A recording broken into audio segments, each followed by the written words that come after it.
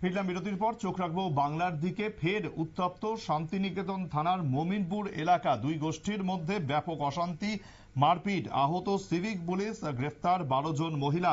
এদিন সকাল থেকে তৃণমূলের গোষ্ঠীদ্বন্দ্বে আবারও উত্তপ্ত হয়ে ওঠে শান্তিনিকেতন থানার রূপপুর পঞ্চায়েতের মমিনপাড়া গ্রাম। অনুব্রত মণ্ডল গোষ্ঠীর সঙ্গে দিন কয়েক ধরেই অশান্তি চলছিল বাবু দাস গোষ্ঠীর লোকজনদের।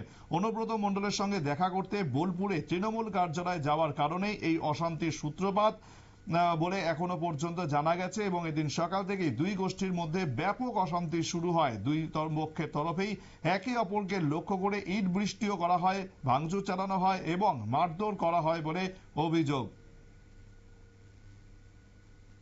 তৃণমূল পার্টি বিয়ে চলছে না, আরো বিয়ে চলছে বলে ভাঙাভাঙি করবে না, কাজ বিয়ে চলছে। আর আজকে আমি দেখেছি যখন বড় ছেলে ছিল, বড় ছেলে বাচ্চাদের বাইরে।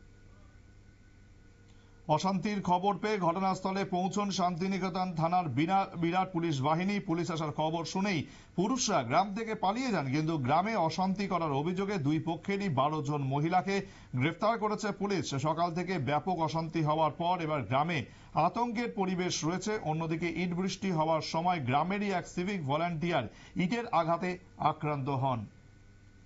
সময় আরো একটি ছোট্ট বিরতির, সঙ্গে থাকুন।